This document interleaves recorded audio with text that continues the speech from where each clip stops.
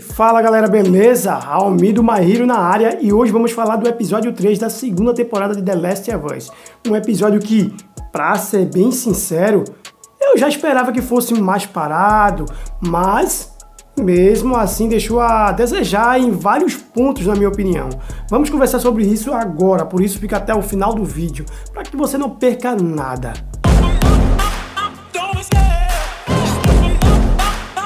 Fala todo mundo, tudo de bom com vocês? Eu sou o Almir, sejam bem-vindos ao Mahiro, esse canal que fala tudo do universo de The Last of Us. Por isso mesmo, se tu não é inscrito no canal, resolve o problema agora, curte, comenta, compartilha e se inscreve no canal para ajudar o Mahiro. Se você já fez isso, então bora pro vídeo!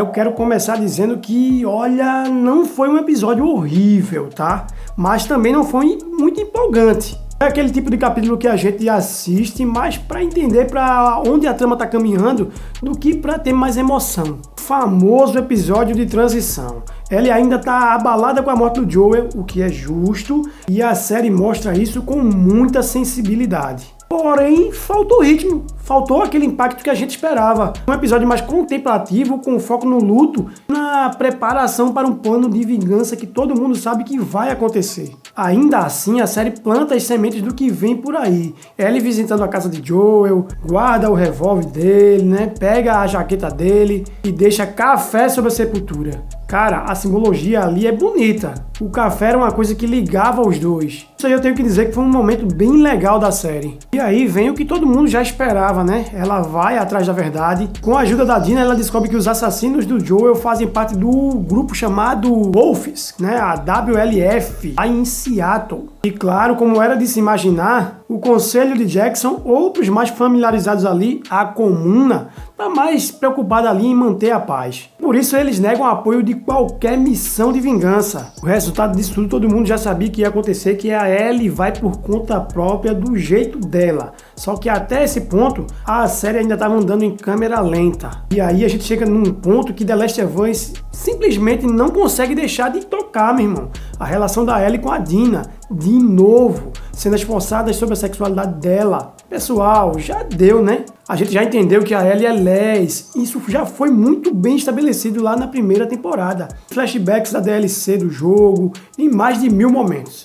Não precisa esfregar isso na tela toda hora como se fosse a única característica dela. A Ellie é uma personagem complexa, forte, traumatizada e não só a lés da série, né? Chega dessa caricatura, meu irmão. Já tá desnecessário e até desgasta a personagem.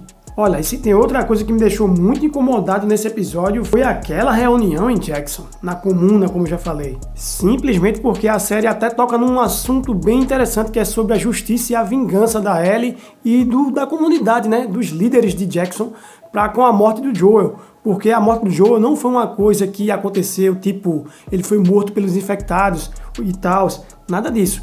O Joel foi assassinado por uma vingança de outro grupo, né? De uma pessoa de outro grupo. Então, no meio dessa reunião, se levanta um cara e esse cara fala que o correto não é procurar vingança também, porque assim eles estão se limitando a ser igual às pessoas que mataram o Joel, que vieram só procurar vingança. E que vingança é uma coisa errada, porque o que diferencia eles dos outros que mataram o Joel é exatamente o sentimento de perdão. Isso seria certo se viesse daquele cristão que chamou a Ellie de lés e que pediu respeito porque ela estava se beijando dentro de uma igreja. Essa seria a conjuntura certa a se fazer.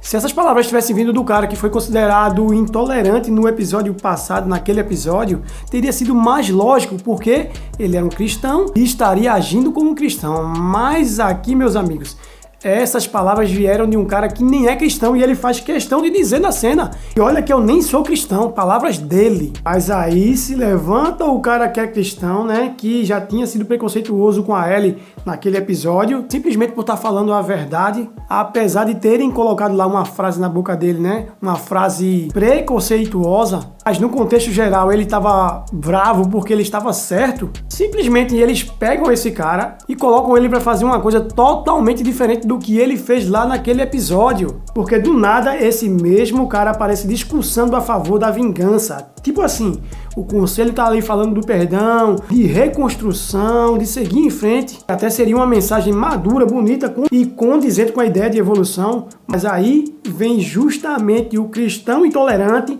com aquele discurso de vingança e justiça e pá! A série mais uma vez coloca ele como o incentivador da violência. Sério, irmão. Qual a obsessão dessa galera em sempre retratar o cristão como o vilão, o hipócrita, o contraditório? A gente já viu isso 1000 vezes em Hollywood. E aqui, mais uma vez, esse estereótipo entra com tudo. Mais uma vez aqui eles perdem a chance de aprofundar um tema sensível como o perdão e ainda reforçam a ideia de que quem acredita em Deus é sempre o errado da história. Pelo menos essa é a percepção que eu venho tendo até aqui, desde a primeira temporada. E olha que eu não tô nem dizendo que não é pra ter a vingança da Ellie, né? Porque a série, a história, o roteiro pede que isso aconteça. Mas o que eu tô dizendo é que as palavras de vingança e justiça vieram da pessoa errada. Então entenda o que eu tô falando. A saga da Ellie é uma saga de justiça e vingança. Então isso teria que ter acontecido, mas não ter vindo dessa pessoa. O incentivo não deveria ter vindo dessa pessoa. E pra fechar o assunto, meu irmão, o episódio ainda nos apresenta os Serafitas, que devem ser os grandes antagonistas no lado dos lobos ali, né? Que dizem aí que é um culto religioso violento. Olha o padrão de novo aí, que vai trazer um pouco mais de ação nos próximos episódios. Eu já pesquisei do que se trata esse grupo, mas eu não vou falar aqui para não dar um spoiler, então fiquem ligados no que vai acontecer. A verdade é que o clima de tensão só vai aumentar. Ellie e Dina já estão indo em direção a Seattle e agora sim a série começa a andar. Pelo menos é o que eu acho. Então é isso, galera. O episódio 3 foi um episódio de transição. Não foi ruim, mas podia ter sido bem mais dinâmico, na minha opinião. Faltou ação, teve militância desnecessária e, claro, aquela cutucada básica na fé cristã. De novo, né? Mas vamos ver aí como a coisa vai se desenvolver. O que vocês acharam? Comenta aqui embaixo, se inscreve no canal, ativa o sininho para você não perder as notificações de mais vídeos como esse. E claro, deixa o like que fortalece demais o canal. Muito obrigado por tudo, obrigado por você ter ficado até aqui. Se você ficou até aqui, e até o próximo vídeo.